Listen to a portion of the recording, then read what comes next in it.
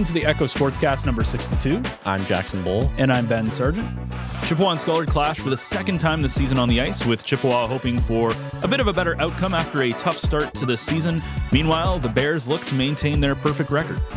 On the courts, we have some updates from NOSSA volleyball and basketball, as well as a look into the upcoming seasons with the boys basketball and girls volleyball. We have schedules and a little bit of insight. And we did get an opportunity to sit down with Lakers lacrosse head coach Jason Rudge for the final time this season as we take a look at their historic season and how this sets them up for the future. Keeping up with the Lakers, we also went over to Nipissing's gym on Wednesday night as the women's basketball team were in action against Laurentian. All of that and more, but first a word from our title sponsor, the North Bay Regional Health Center Foundation. Dear North Bay, you've always been more than a place on the map. You're home to me. This is where I built a life with my husband, raised our kids, and taught in local schools for over 24 years. I'm proud to be part of this community. Earlier this year, my world shifted. After living with anxiety, depression, and PTSD for much of my life, I reached a point where I couldn't keep going alone. Walking into the emergency department at the North Bay Regional Health Center was one of the hardest things I've ever done. But what I found there changed everything. A nurse who made me feel safe, a crisis worker who truly listened. For the first time in a long time, I felt seen. That care gave me hope, and it inspired me to give back by supporting local healthcare so that others in our community can access the same compassionate care I did. If my story resonates with you, I hope you'll consider supporting the NBRHC Foundation. Please visit nbrhcfoundation.ca or call 705-495-8125 to give. Because mental health is health. With gratitude, Tiffany Van Meer. We start the show off with Wednesday night's hockey matchup, a rematch between Chippewa and Scollard. Scollard, of course, winning the first game by a pretty wide margin, and I was there for the opening period where Chippewa put up a pretty good fight. They did have a couple of chances on net, limited the Bears' chances while in their own zone, and the Bears finally broke the deadlock win forward. Justin Bouffard came in one-on-one and snuck the puck past the outstretched pad of Ravens goalie Chemery to open the scoring. The Bears finished the period up 2-0, and unfortunately for Chippewa, the second and third period did not move in the right direction for them as the Bears keep their perfect record intact with a 10-0 win. And Chippewa was also on the ice Saturday night, which you were around for, and it was a game against Algonquin. Yeah, it was a similar story to the first game against Scollard with 10-0 loss to Algonquin. But the spirits were high on the Chippewa bench, and they looked closer to a real hockey team, and it felt more like a real hockey game. It was some positives to take away. Did you have, I wasn't there, but did you have proper jerseys? We did have proper jerseys, okay. Names, numbers, and a crest on the front. Okay, because I saw them last night, but I was just wondering how long it took for, that. Yeah, yeah, don't worry. We got it. Don't worry. I guess they must have fired the other guy and brought in a different person to get the jerseys. Yeah, I think so. I think it was out of my hands, so somebody else brought them. But it was a good game. The thing to say about NDA hockey is that the kids are excited. Algonquin and Scollard are equally as excited to come out. They're both going to have strong seasons, and they're excited to score those double-digit goals. 2 years ago, Algonquin had a similar story to Chippewa. They lost the first game by double digits, didn't score, I don't think. And then the second game was, similar story. They had to play Chippewa instead of Scollard and lost bad again. At that point, Franco was in the league, but by the end of the year, they were competitive. Like it wasn't a write-off. They weren't not scoring. It wasn't getting blown out every game. It was good. I think Chippewa is not in a horrible spot. Not as horrible as people think they are. Yeah, no, I don't think it's going to be that bad. And even with Algonquin, like that game against Scollard, Scollard went. This was last week. Scollard got ahead early, but Algonquin made a game out of it. It was only 5-2. And I remember because Scollard scored something like 2 goals in the opening 3 or 4 minutes, and I was sitting there like, oh no, this is bad. But ending 5-2, you're like, it's competitive. And that's, if you can have 2 competitive teams in a 3-team league, it's same thing with football, Ferris and Algonquin were very competitive with each other, and it was great. And then you're going to have one team that just is it would be nice by the end of the year if that gap closed. And who knows, maybe Chippewa does something in the semis and surprises people. Yeah, you never know. Like they say in baseball, you're down by 2. It's only 2 swings of the bat. Chippewa they could just score 2 goals off the rip, and then they could. That's it. What do you think their biggest strength is right now? Chippewa? Yeah, I think they have. I think it's going to be that morale that keep their spirits high. They have a lot of youth, obviously. Young goalie, some grade 11 key talent on forward and defense, and it's going to be all those kids staying together. You can't lose those kids. If by halfway through the year, all the kids are saying, we're not even showing up for the rest of the year, definitely not next year, you're done. So you have to keep it together, embrace that youth, and just rebuild. You can't worry about the score. You have to worry about development. Yeah, and I think when you're looking at the calendar, if you're not a parent, if you're just a fan, you're probably looking at more the Algonquin-Scollard matchups. Now, they don't it's interesting because you were supposed to bring this information in and you forgot. But the NDA are not playing next week. The hockey is off for a week. Yeah, I know that the NDA tournament is coming up with teams from the Sioux and Sudbury coming to North Bay to play in a tournament. I don't know when that is. I think it's around now. It's before Christmas for sure. Late November sounds about right. Like American Thanksgiving sounds about right. I can't think of another reason for a gap in the schedule. Well, we were talking about it, and you were like, I would know if there was a tournament. I'm like, you're supposed to be my go-to guy for this. Yeah. But, technically, nobody's back until December 3rd when Scollard and Algonquin play at 8 p.m. So there's a doubleheader. Scollard plays Chippewa again as well. And then it's going to be an interesting season. I mean, there's a lot of time left. It goes until February. In fact, it's a longer season than basketball and volleyball, which we'll talk about in a bit because it actually ends after. But yeah, I think it'll be an interesting hockey. I think it's interesting they play at Sam Jack's. I think the Memorial Garden games are going to be really not fun for I think Chippewa and maybe Algonquin as well, because it's such a bigger ice surface.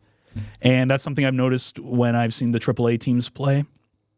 When you have more space to be able to skate and move around, that skill gap or the size gap, speed gap, it gets much wider. Yeah, it grows exponentially. You're getting burned on the outside all the time. You've got so much more room coming out of the corner.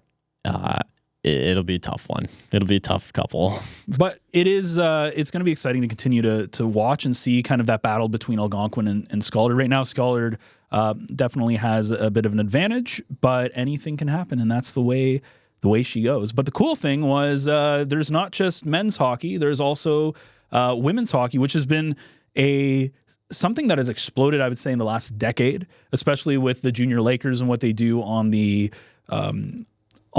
club side of things. Like I remember when I was playing, you had the Ice Bolts, and it was basically one team. As far as I'm aware, I think it was one team, and they played like in our house league system. And then now you have probably just as many men or women's teams as men's teams in the different ones. They'll have like U13, A, B, like there's a bajillion of them. So it's great to see the explosion of women's hockey. And a lot of these women's players that are playing for NDA also are part of that Junior Lakers program. But yeah, they started off last week as well. Yeah, absolutely. Like you said, there's a ton of different leagues for those the women's hockey. There's all the different age groups, and then there's AA, A, B, and double B, which is news to me, but it's fantastic. And I think a lot of the girls are split like sort of evenly between schools. I think Almaguin came and played us last year. Mm-hmm. And they were competitive, and then the NDA loop seems to be relatively competitive this year, so that's super fantastic for them. They have a healthy league, and there's way more women's teams than there is men's teams. Yeah. There's like 6 or 7 teams. When I saw that, I was shocked. But I don't know if we talked about this last week. They do have to play during the day, like 8 a.m., which is kind of weird because it's like a Friday and it's during school hours. But anyways, this was a cool thing. So Chippewa actually put this on their Facebook. I didn't get a chance to go to any of the games last week, but on Chippewa's Facebook, The varsity girls hockey team hit the ice yesterday for their first 2 games of the NDA regular season. In Game 1, the girls defeated the Algonquin Barons 5-2 with a hat trick from Brooklyn McGowan and singles from Britton Rutledge and Aaliyah Hathaway. Strong defense led by Abby Fry and great goaltending by Courtney Bush led to the victory. In Game 2, the girls faced off against Scollard and lost a tight game 2-1. Solid goaltending by Jada Horseman and a goal from McKenna Linky were highlights for the Ravens. Fun fact, too, Abby Fry, McKenna Linky, all part of the Junior Lakers. We did that for the One Kids Place last summer. Oh, yeah, at the golf tournament. The golf tournament, yeah. Abby was doing all the interviews and stuff, and she's a pro. She is a pro. She's quite the smiling face and positive influence around Chippewa, and she has a lot to say. She'd be a great interviewer. Yeah, though I do have to say, it did say singles. I don't think that's a hockey term. Not that I know of. That took me back when I was reading it. I'm like, singles. And I've never heard it. To each their own. Yeah. One last piece of hockey news before we move on to the basketball and volleyball. Noah Strong Day was last Thursday, the 13th. We already recorded. I think we recorded on that day because you brought in your I wore jersey. my Paul Skeens jersey. But we didn't talk about it, which I don't know why. I think that's just I think there was a bit of a time crunch, so we didn't get a chance to talk about it. But when I was doing the Trappers game on the weekend, and they had their I think it was Saturday, they had their Noah Strong at the Memorial Gardens, so they were taking like donations and stuff and doing really fun stuff there. Jody and Dave were dropping the puck at the beginning, and it was just a really neat day. For those who don't know the story of Noah, he unfortunately passed away at the age of 13. He was very into the Trappers organization. Very kind of poignant because he actually would have been playing with those U18 kids that are currently at those Trapper age. But unfortunately, health complications, he passed away, and the positive side of it was they took it and they turned it into a big movement. They've raised over $360,000 for through their foundation, and it was great to see the people rally behind them on that Saturday throughout the day. I saw it all over social media, so it's great to see 5 years on. It's still a big part of our community. Yeah, there's plenty of jerseys to be seen on Thursday, and then that game obviously being a huge push for the Noah Strong Foundation, and amazing to see that it was a great turnout for everybody and for the Trappers themselves. Yeah, and we were lucky. So we did some work with One Kids Place. We did like a podcast thing with them, and we were doing all their different core, what's the word for it? Services, core services. And I believe one of them was physical therapy, and we wanted to get like obviously the experts, but we also wanted to get in some of the people who were affected by it. And one of those was Jody and Dave, who came on and they talked about their story and stuff. And it's such a great, and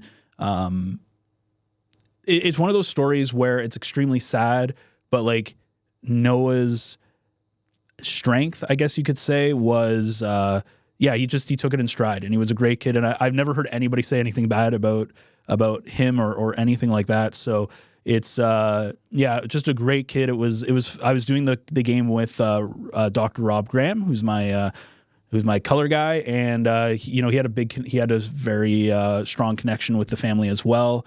And yeah, it's funny how it's such a small town. But yeah, everybody rallied behind, and it's been great. So if you want to know more about, if you don't know what it is, or if you don't know how to be involved, noahstrong.ca. You can be a donor, and it's just a great opportunity to help out the community. And there's a lot of stuff. I think they have. I don't know if they still sell shirts, but they had the. I think so. What was it? The 7NYD, I believe. 1D, yeah. 7N1D, yeah. So they had shirts and different stuff that I'm sure that are still available. But yeah, go to noahstrong.ca, and I can't believe we forgot to throw that in last week, but I wanted to make sure that we put it in this week because it's an important part of our sporting community.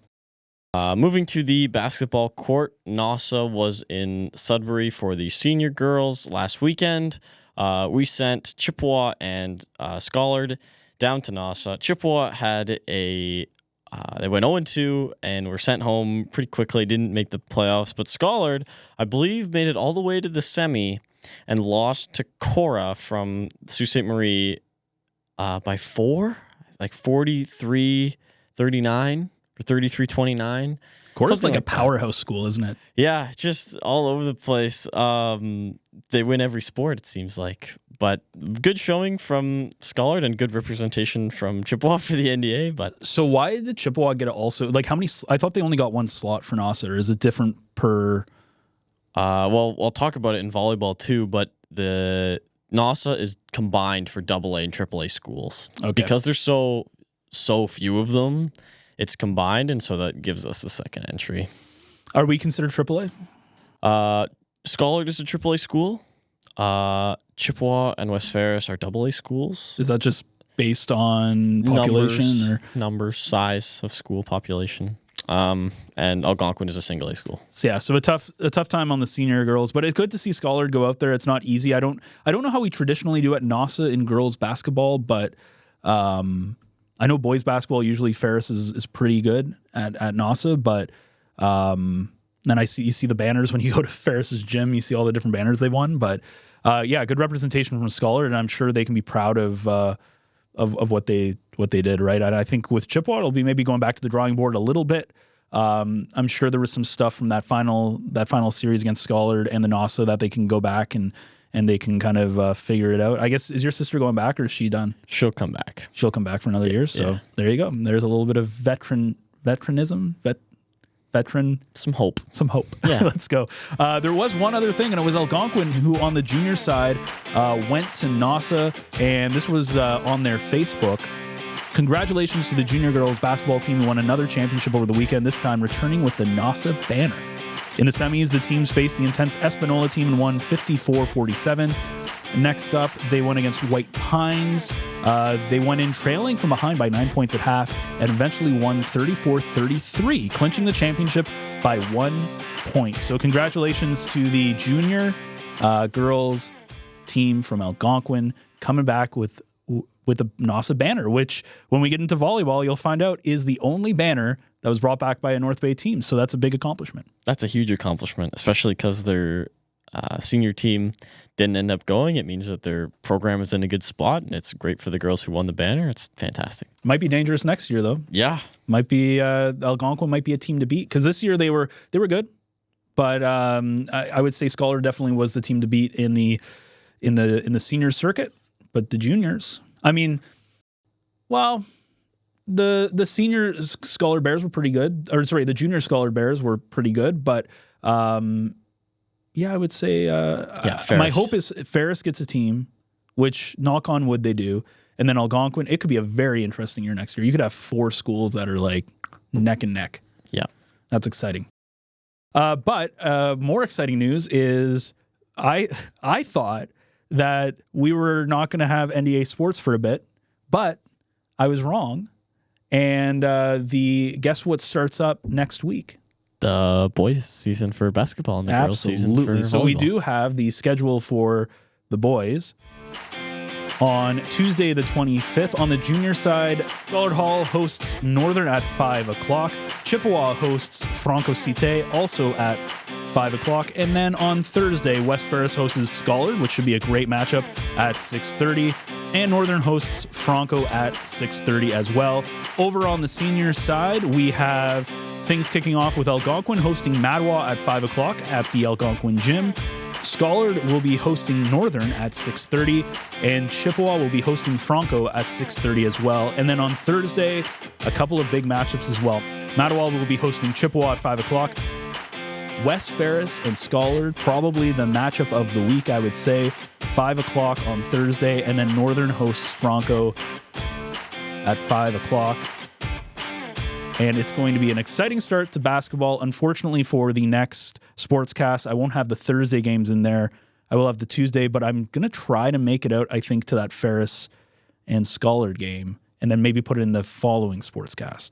But that's some enticing start. It's fun to see boys basketball back, in my opinion. I think boys basketball, girls volleyball, it tends to be the more, I don't want to say competitive, but they're both so good. So I'm really excited to see those come back. They're both healthy, good leagues. Like boys volleyball is a good league to watch, but fortunately or unfortunately, Chippewa was undoubtedly the team to beat. But this will be 2 great seasons with a lot of close powerhouse teams. Also, no bias, but as a Trojan alumni, finally something we thrive at.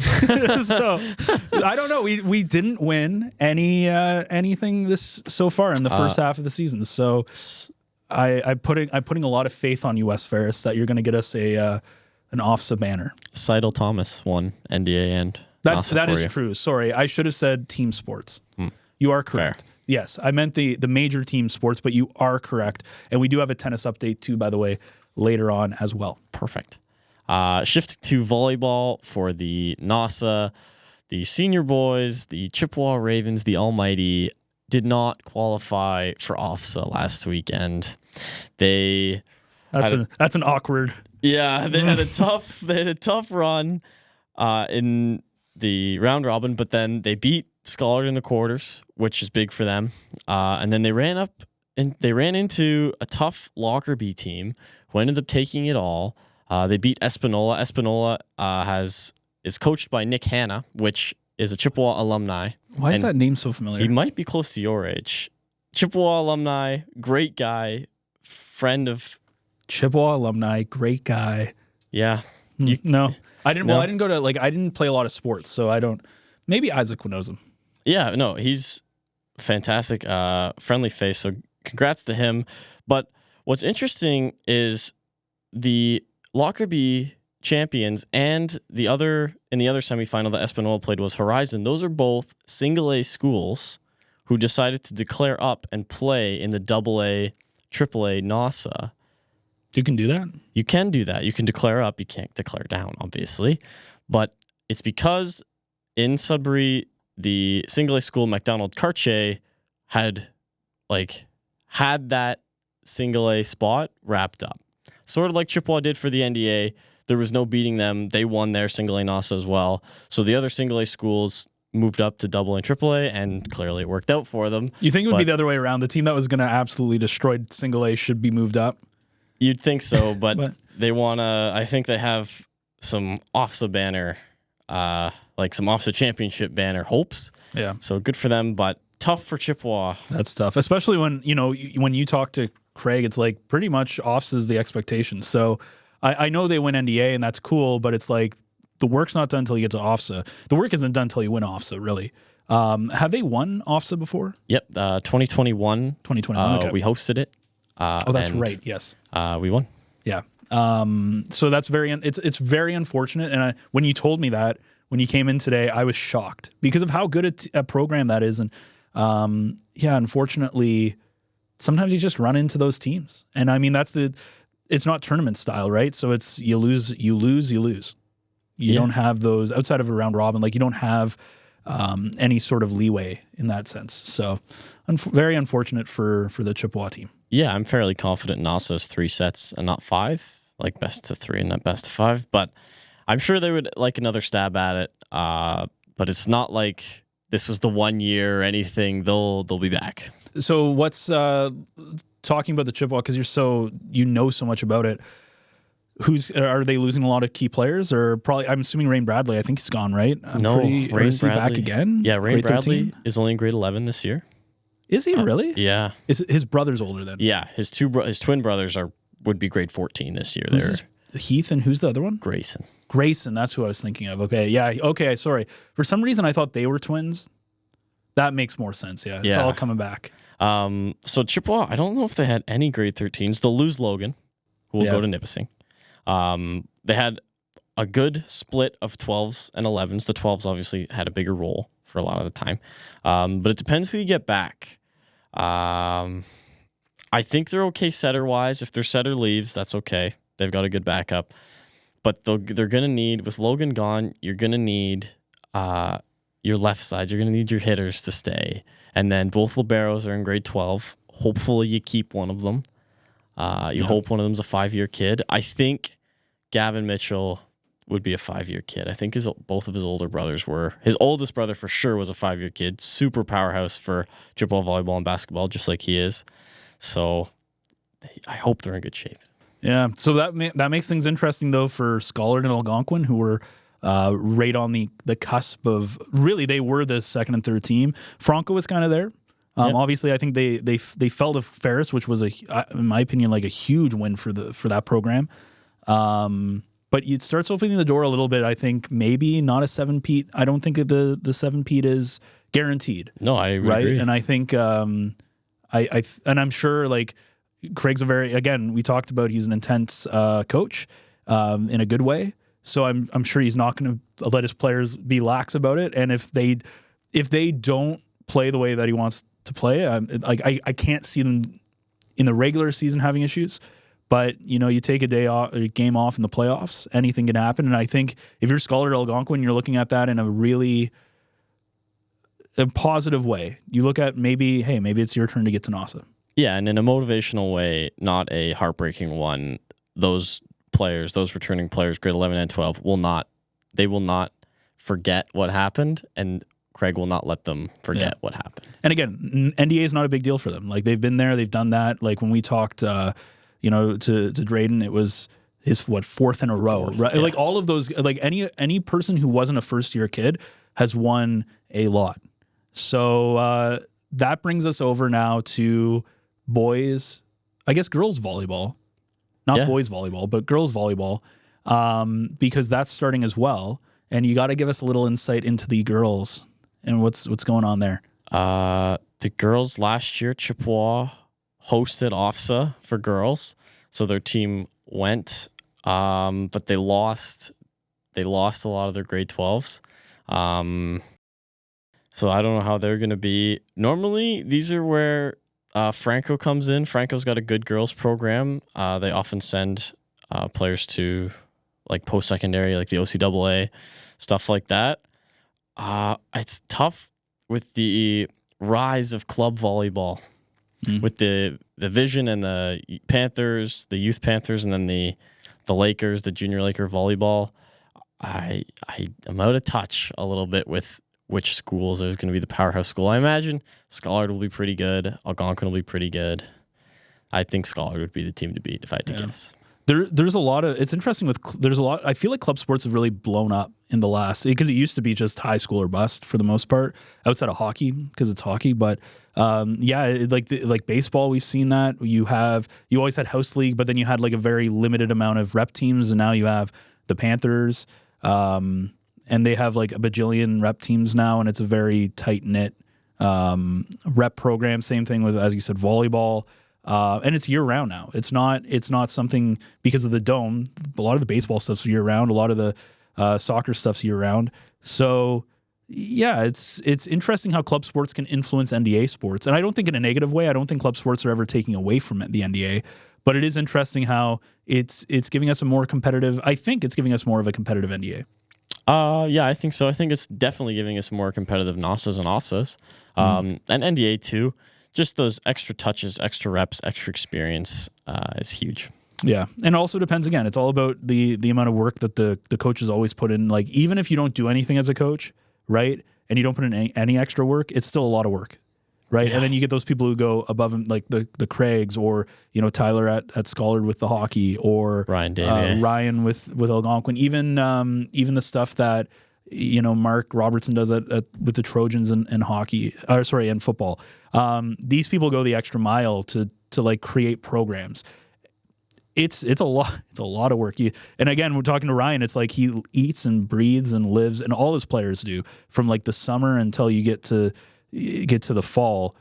That's all you do is football, and he does both the junior and senior programs, which is ridiculous. I think you can get away with it with football because you're not playing the same nights, but it's a lot. It's still ridiculous. It's probably, and he does hockey stuff too. Like, I saw him at the game on last Saturday. It never stops. I saw him on the game, not last Saturday, but when they played Scollard, and he's like evolved everywhere, which is crazy. But let's take a look at the upcoming games for women's volleyball. Yeah, girls volleyball, the exact same as basketball, just at the other school.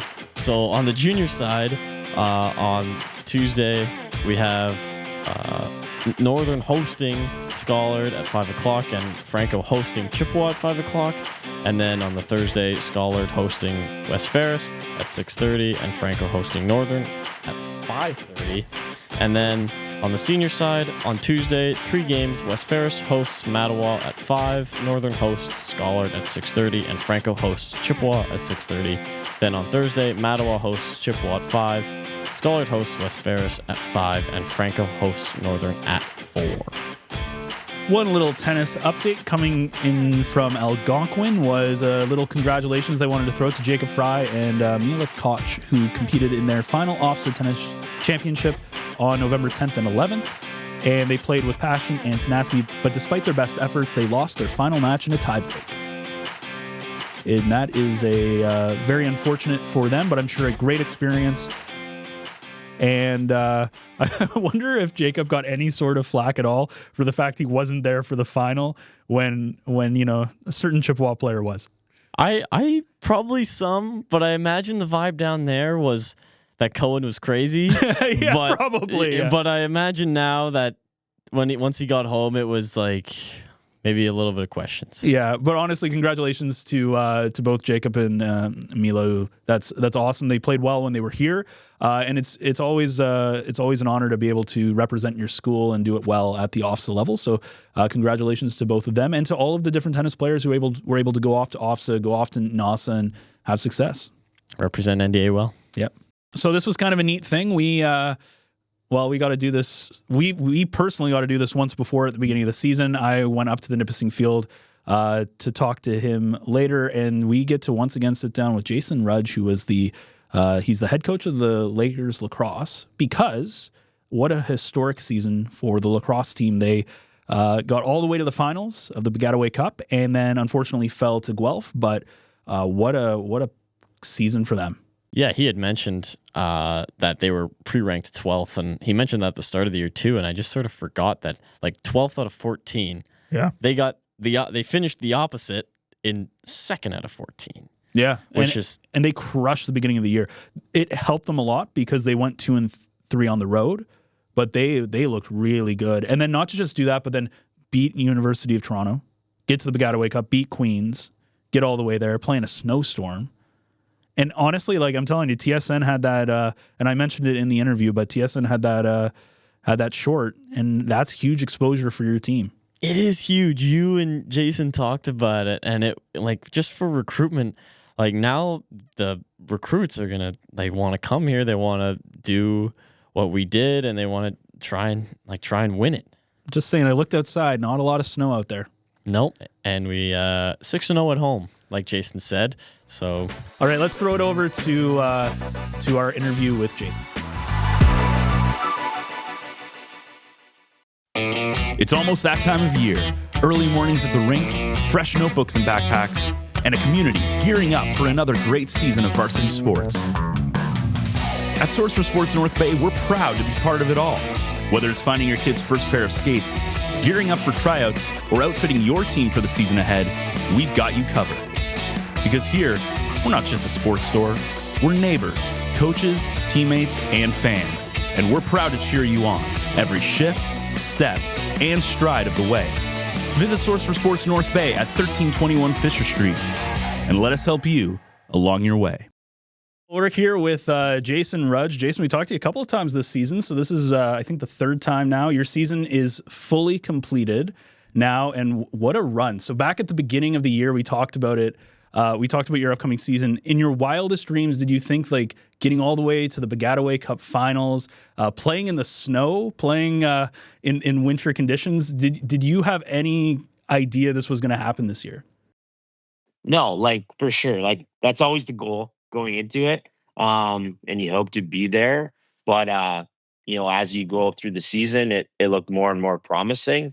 But it's a tough run to be one of the final 2 teams standing for sure. Yeah, and you guys obviously had such a good first half of the season, right? Like you went 5-0, which kind of helped you because on the road it was I think you were 2-3 or 3-2. I think it was 2-3 and 2-3. 2-3. So a little bit of a tougher on the road schedule, but that opening section at home really helped carry you that way. And then you get into the playoffs and, you take down UFT, you take down, I think it was Queens in the semis, I believe. And then you get to Guelph, which is kind of, you guys went in ranked second going up against the ranked one. First of all, in that snowy game, what was it like for your players? What were some of the challenges of trying to play in those kind of conditions? Yeah, I think it's just different, right? Is we don't necessarily practice in those conditions or think we're going to get there. Footing was an issue. Communication was huge because it was blowing windy snow. So it's hard to talk to your guys. But again, as you just can't prepare yourself for those conditions because they don't usually happen, especially in Southern Ontario and that time of the year. Yeah, and it was weird because up here it was fine. If only it was, if only you hosted it, yeah, we'd be good. Exactly. But it was nice to see you guys win on home turf against. I think it was UFT that you guys played that first, the playoff game here. What was it like being able to play a playoff game at the Nipissing Field? It's huge. It's always a goal, right? Is you have the advantage, you have the home fans, you have your, like we talked about earlier in the season, just your regular routines. You don't have to sit in a bus, you don't have to, eat something on the road, right? It's just a huge advantage to be comfortable, regular with our surroundings, and obviously backed by our support staff at the school and our fans and our student body that came out for that game was awesome. Yeah, and who are some of the people that were kind of behind the scenes that people don't know about? So our clinic staff, obviously are huge for us. Chris and Sam, in the clinics to keep our guys healthy. But then just the game day staff, that Rob, at school and Sarah, put together for us to help us from video to, scorekeeping and all those things is like, it's a small army to put on the production that we do. And that just makes our athletes come and just forget about everything and they just know they can concentrate on the game. Throw it over to Jackson. So ultimately losing to Guelph, and I saw that they had a lot of key players named to the OUA, like the All-Canadian team as well. Going into that, I believe it was 1-1 in the series between you guys. What was the energy like, not just for the finals, but for Guelph specifically? Did you have a message to them saying that, like, we've done this before? What was the message? Yeah, the message was like, stick to what's got us there, right? Is, we beat them before. We know what they have. We scouted them. We beat them in the past. We knew they were going to be strong and it was going to be a good game.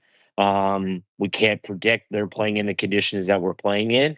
We just have to stick to our game plan and make sure that, we play our game, right? And that's why we're there. And unfortunately they were strong in that game.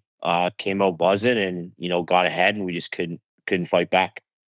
That's all right. That happens. And then for the whole run, I know you had some veterans and some guys who play elsewhere, but for those maybe just Nipissing players or some of the rookies, like, how was that run for them? How did they play a role? Did it rattle them or did they stay level-headed? I think we did a great job. For surely our senior athletes, guys that have been around are key to lean on them to give those guys the message of that have been there before. Right. That, this is just another game, right? It doesn't matter who we're playing or what we're doing. We're doing the same thing that we did game one, practice one, to this last game of the year.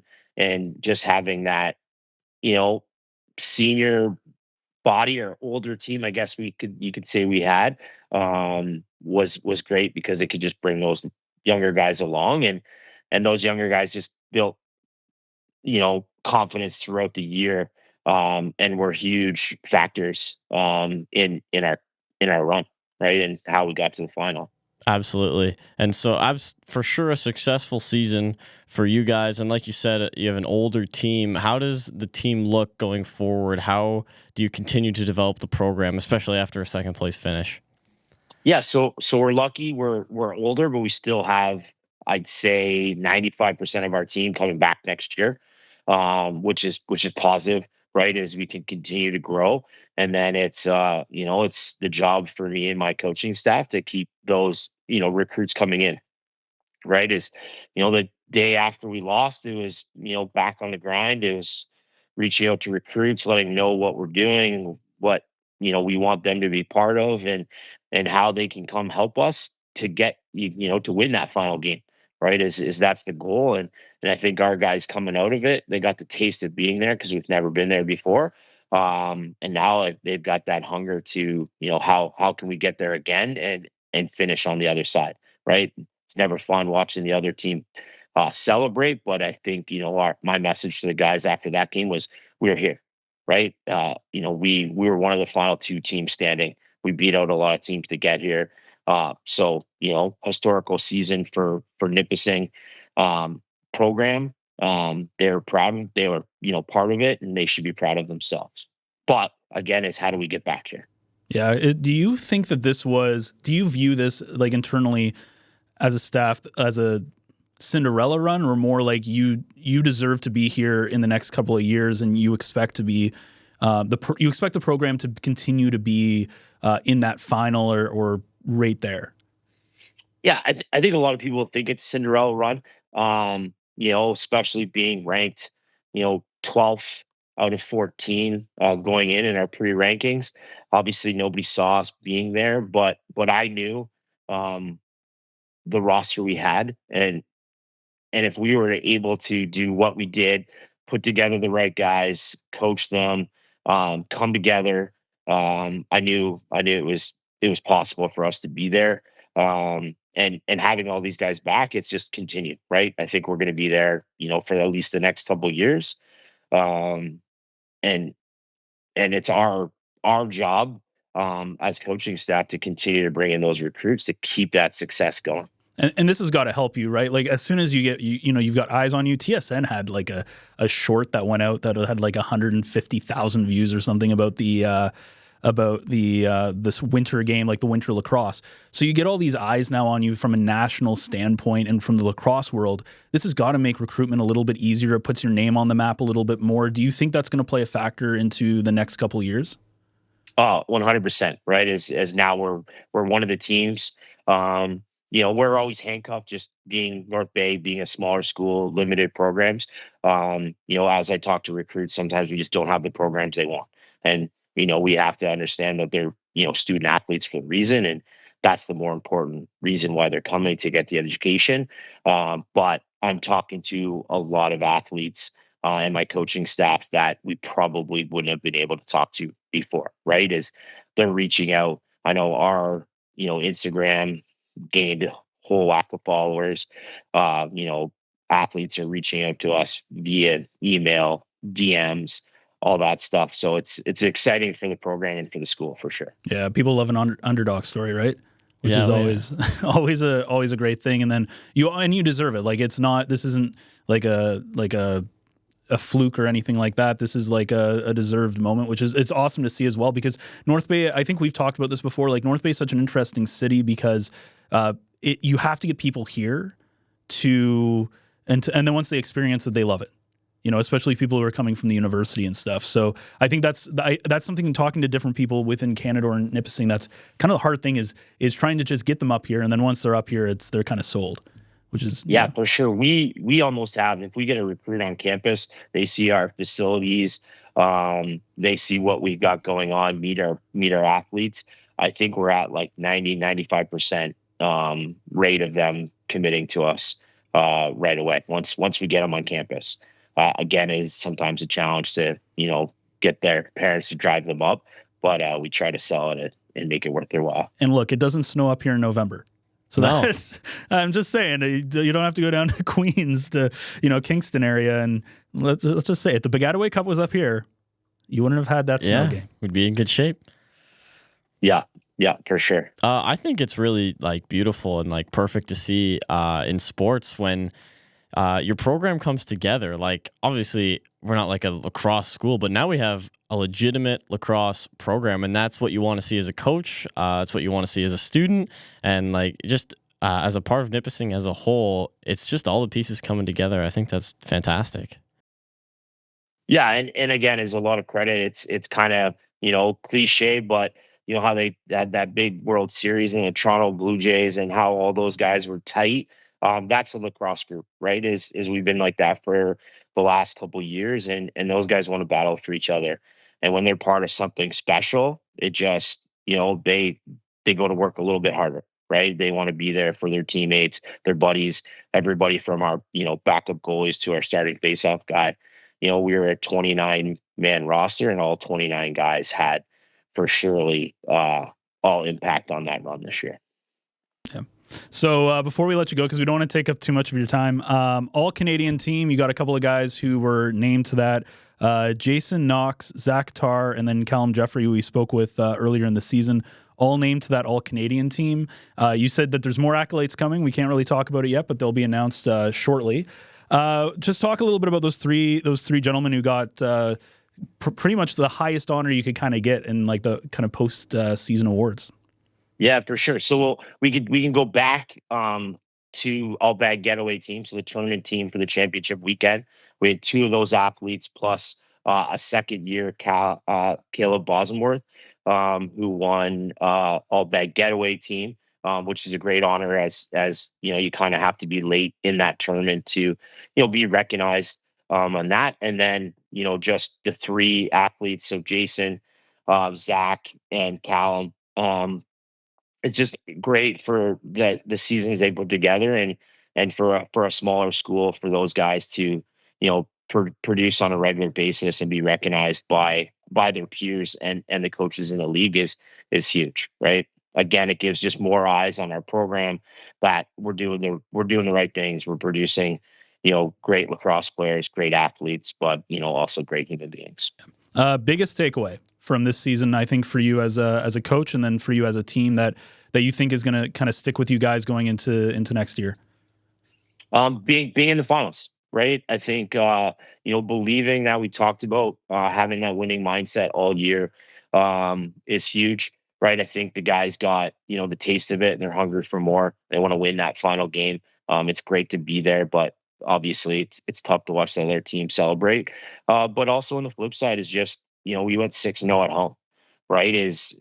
That's massive, right? Is our home field is such an advantage to us, and everybody that comes to support us, our fans, everybody at the school, the student body, it's great. Like, and that's what I'm excited about is the program that we're creating, the fan base, just but the excitement of lacrosse, right? Is North Bay isn't a lacrosse town, but we kind of make it for those 3 months of the year is a lacrosse hotbed, right? And everybody wants to come cheer us on. And when you're scoring 30-something goals, between the two games, two teams in a game, like that's pretty exciting to watch, right? Hard hitting, fast paced, lots of goals. Like that's something that everybody likes to watch and has fun doing it. Great environment. Well, you have a new fan in me. I actually really enjoyed watching it.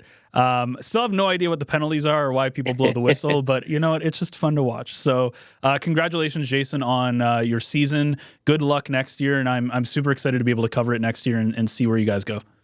Awesome. I appreciate your guys' support all year too. You guys were around at the start when we were ranked 12th, and you're still around now, helping us celebrate. We're not bandwagoners yet.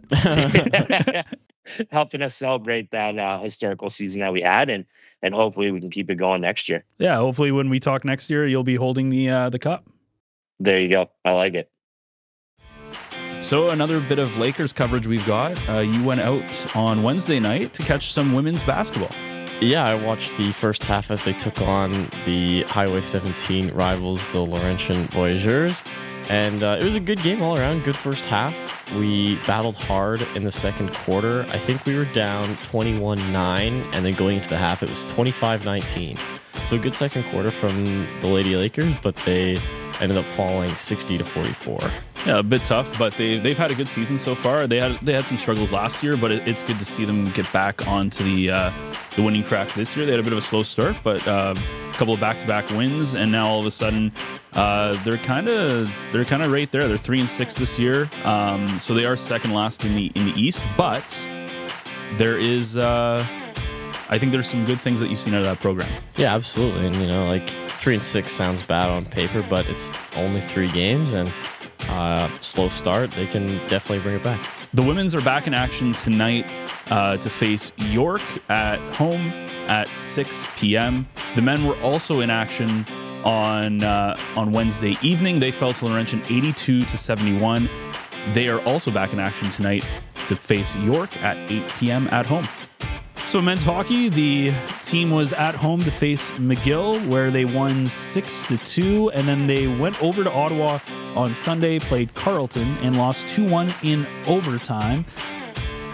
Coming up, they have one single game this weekend in North Bay. They face RMC at 7:30 on Saturday. On the women's side of things, the women played 2 games last weekend.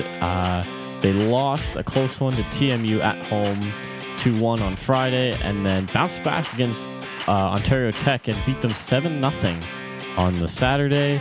This coming weekend, or tonight, they play Carleton at 7 in Ottawa, and then University of Ottawa on Saturday at 3, also in Ottawa.